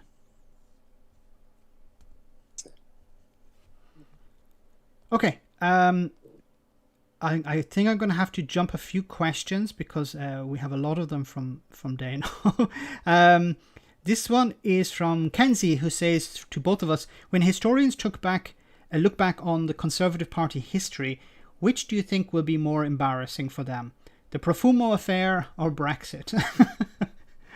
Can I answer first? I think Brexit will be, or maybe Rob has a different opinion, but the Profumo affair is more, I don't like to use the cliche, but it's sexy maybe. But I think Brexit is going to be something that's, and I hope it's going to weigh over their heads for the foreseeable future. What do you think, Rob? Yeah, no, I agree. I mean, Profumo, by today's standards, what he did was hardly make the front page, would it? I mean, in terms of some of the scandals going on now. I know there was the national security aspects to it, which were never proven that anything was actually leaked. So, yeah, I mean, compared to what Matt Hancock's got up to. Yeah, but I do think Brexit's going to be a defining feature of the Tory party for years to come. And although I talked about the frog in the gradually warming water, I do think demographically, time's on the side of the pro-European faction here. I think we will see if Europe will, it's up to Europe now. Of course, they've got all the power. They've taken back control, not us. But you would like to think there'd be some movement towards a customs union or single market as a first step, hopefully in my lifetime. But who knows? Yeah, I think the first step is getting rid of the Tories, getting them out, putting in a pro or at least a friendly to Europe party like the Labour Party or the Lib Dems. And of course, I think it's difficult for us to predict from where we're standing because I think a lot of things are going to change over the next 10 years. If proportional representation is brought in, that's going to really change the landscape completely. And you're going to see, maybe new parties popping up out of proportional representation. And in that sense, I think you're going to see maybe a more pro-European stance, and then joining the single market, the customs union, closer cooperation with Europe, and then eventually rejoining as a member state. But I think it's important for us to remember that these things take time. It's not something, a lot of people maybe on our side want to see it happening as soon as possible within the next 5 or 10 years, but I don't see that happening, unfortunately. I agree. We have another question. I'm going to have to jump. Sorry, guys, I'm going to have to jump a few of these questions because we're getting close to 2 hours on the stream, and I know Rob probably has some things to do after, so we'll go a little bit. It's getting late. This is from Doug, who says to both of us, young people tend to be more pro-European than the older generation, as those who are our current young age. Do you think that they will retain their more outward view? Sorry, I'm misreading this. Sorry, I'll start again. So young people tend to be more pro-European than the older generation. As those who are currently young age, do you think that they will retain their more outward-looking stance, resulting in pro-join majority, or do you think that the media will sway them over time to adopt a more insular approach? So yes. The young people of today are more pro-European. Do you think they're going to maintain that in the future? That's a really good question from Doug, actually, because he's obviously alluding to the pressure from the media that are just so anti-EU. Is that going to drip through? Which is why you and I do what we do, really. I mean, I won't pretend that my demographic of viewers is the younger side, but you can only hope to redress the balance and just hold on to those people with their pro-European outlook, definitely. But you do hope demographically that as those people grow up, they do retain their pro-European thing, because it's all they knew until this year. But I guess the longer it goes on, the more that's going to fade, I guess. I don't know. Sounding as pessimistic as you now, Max. That's not good. What do you think? Yeah, no, I think part of me is afraid that they will become old Tories, but part of me also believes that I don't think we're going to head continually towards. We're going to head in the direction constantly of moving further away from the European Union. I think there'll be times when we start to move closer, and I think there may be some optimism. People say, look, this is something that someone on this channel brought up, that we shouldn't talk about rejoining, but about regaining what was lost. So in many cases, rejoining the European Union is probably not the right thing to sell, but regaining things like regaining freedom of movement, regaining the protections for workers, the environment, for regaining some of the prestige once again, regaining a friendship. Yeah. So it's not so much about rejoining, but regaining things. And I think we need to sell it as something, yes, this was lost, but it can be regained. And I think that's more positive than just saying rejoining something. Yeah, no, I like it. Yeah. Let's move on. We have a question from your channel. Oh, we have a super chat from Jan. Thank you so much, Jan Williams, €5. Keep it up. Yay. Thank you so much for that. Very kind of you. This is from William Patrick Fagan, who says, a mention on UK passport holders travelling to the European Union countries and any difficulties with customs and passport. Also, European Union passport holders travelling to the UK and same problems. So I uploaded a video, I think it was yesterday, where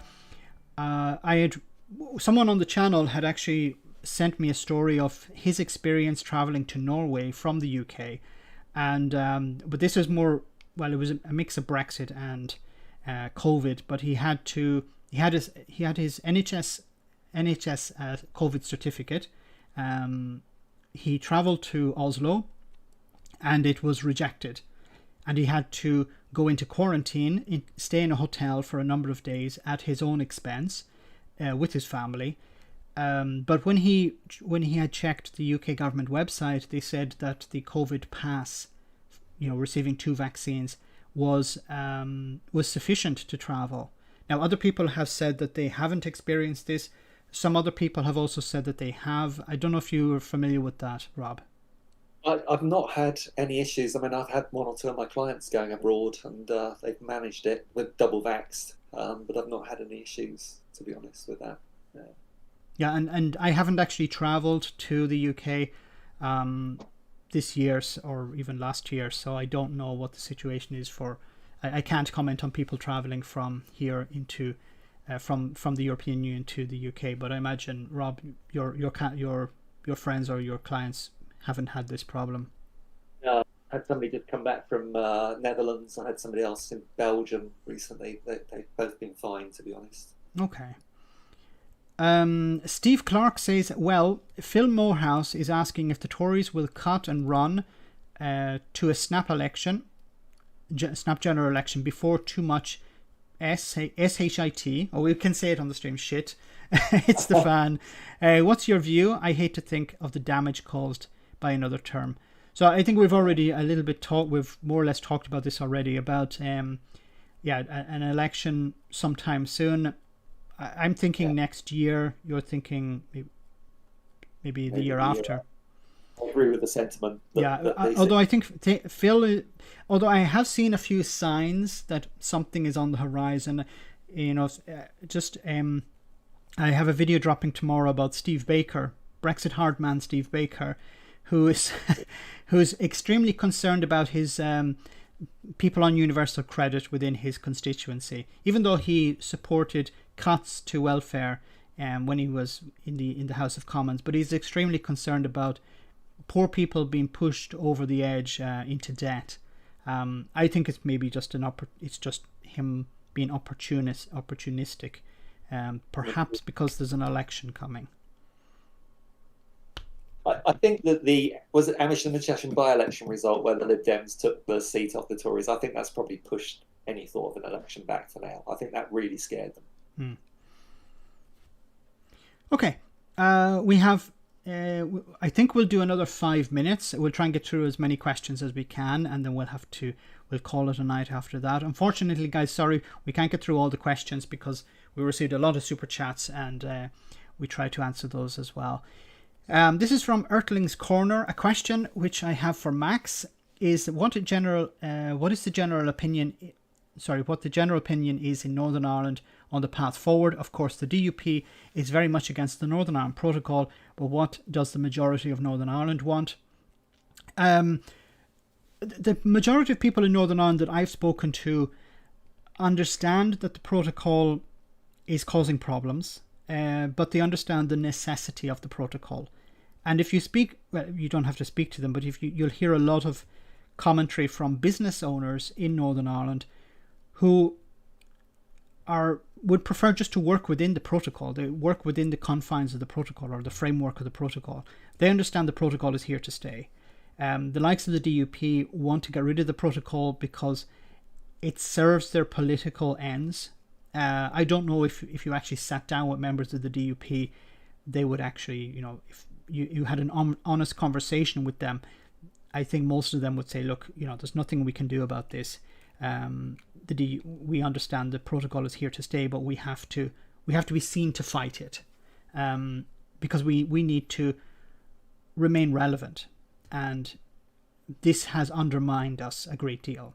So I think the majority of people in Northern Ireland just want to get on with implementing the protocol. And in a way, many businesses in Northern Ireland are doing extremely well because they're able to export without friction into Great Britain, and they're able to import and export into the European Union. As I said at the beginning of the stream, there was, I think it was Simon Harari, who is the head of the chairman of the Northern Ireland Select Committee, who was speaking to Sammy Wilson of the DUP, and he said, Sammy, hold on a second. My constituents, businesses in my constituency would bite your hand off if they could have something like the Northern Ireland Protocol. Rob, this is a question for you. What's your view on a possible? Your view on a possible early election? We've already answered that. This is another question for you, Rob. I think. How about how to broadcast your message to a wider audience beyond those like-minded subscribers that regularly tune into these channels? For every 1,000 likes, there are generally just a few handful of dislikes, mostly in single figures. Are we in danger of preaching to the converted? We need to get the message across via other means. What do you think about that? How do we reach other people? Yeah. It's fun. Just a very quick story. Have you come across Alex Belfield, the voice of reason? Yes. Very right-wing guy. he decided to pick on me earlier when I just had 200 and something subscribers, and he picked on me. And I mean, the next few weeks, my comments were just 9-1 with all these right-wing libertarian nutcases, absolutely crazy. But some of them are still on my channel, and some of them, honestly, I wouldn't say supportive, but they engage. I mean, obviously, there's a lot of F-offs and all this sort of thing. Why don't you go and live in Europe and all the usual? They think they're being so clever, and you've heard it 100 times before. But I honestly think some of them have stayed because they're interested in what I have to say. So we can. And the only other thing, Max, we talked about this earlier, but I do think it's important to preach to the converted as well. I think we have to keep morale up. We have to keep talking to each other and keep this momentum going against the direction this country's being taken in. It's important that we do this. It's supportive. But how do we get the message out beyond that? I don't know. We just keep plugging away, I think. And you were talking about the ripples that throw out, family members get to see, well, what are you watching there? And perhaps you can influence. It's small steps. There's no big answer. Unless you've got like the financial resources of the Tory party, it becomes a lot easier. Yes. The social media. I'm hoping maybe we could get invited to some big event, that COVID is near the end. We could get invited to some, return to Europe march or something. That would be a great way, and it'd be great to meet with people who have been supporting us as well. We never know. We'll just do one more question. Sorry guys, I'm going to have to. We're almost at the end anyway. This is from Big Pants. I love these names. Sorry, there was another super chat from Cahill. Great job, Max and Rob. Thank you very much, Cahill. Very kind of you. Big Pants says, can you get Lindsay Hoyle to stop being a drip when Johnson lies or does not answer a question? It's hard to believe he's a Labour MP, isn't it? It really is. But, maybe he wants a seat in the House of Lords. Well, that's right. Unlike Bercow, exactly. Yeah. Oh dear me. No, I think from time to time he doesn't call out Boris Johnson so much, but he does try to stop Boris Johnson when he's on a rant. But it's not really enough. We need. I think I understand that the Speaker is limited in what he can do. He can't say, Prime Minister, you told a lie and you're going to be punished. But I think there could be. I would like to see maybe the leader of the opposition sort of bend the rules of Parliament, try to push the limit a little bit, and see how much pushback he gets from the Speaker of the House. Like, for example, somebody on the chat, and I don't know if this is possible.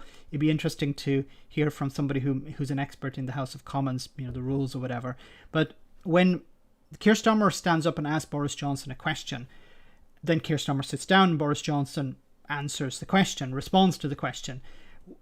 What somebody had said is Keir Starmer should remain seated when he's called to stand up. And the Speaker would say, Keir Starmer, it's your turn to speak. And Keir Starmer should respond by saying, but the Prime Minister didn't answer the question. And remain seated. And, say, well, I'll ask the next question when he's answered the question. I don't know if it's possible to do that. It's really interesting. But I think there could be some techniques they could use, because we know that Boris Johnson doesn't answer the question. He answers his own question. But, when it's going back and forth like that, you sort of forget these things. You tend to forget these things. And I think it'd be good for Keir Starmer to remain seated. And, I think Keir Starmer needs to do something to get people's attention. It doesn't have to drop F-bombs, but he needs to do something that would get people go, oh, what the hell is going on here? And he is quite effective when he wants to be. I uploaded a video recently where, I was commending him. I was saying he's doing a great job here. Bang, bang, bang.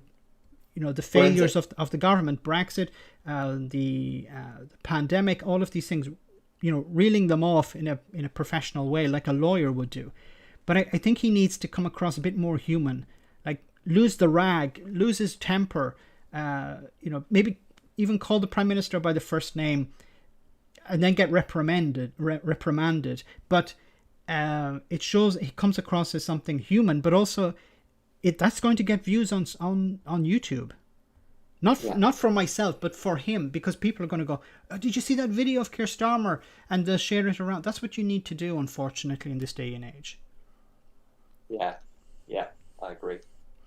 So, guys, I think we'll end it there. We're over 2 hours in the stream. I want to say a massive thank you to Rob for coming on tonight. It's been a pleasure. Thanks to everyone who wrote the questions. Thanks to the moderators for putting all these questions together for both of us tonight. Unfortunately, we can't get through all of them. I think we would be here all night as well. A massive thank you also to everyone who sent a super chat. Greatly appreciated. We're going to split those up for the two charities we're talking about, Sea Shepherd and the Good Law Project, Worthy Causes. And I want to say thanks to everyone who came on tonight. I think we're at over 600 viewers. That's wonderful. Much more than Keir Starmer or Rishi Sunak. And I'll see you all of you guys on Friday. Same bat time, same bat channel, 9:30 British summertime. Have a great week, and I'll see you all soon. I'll let Rob, if you want to say anything before we finish. No, it's just been an absolute pleasure, Max. Thank you so much for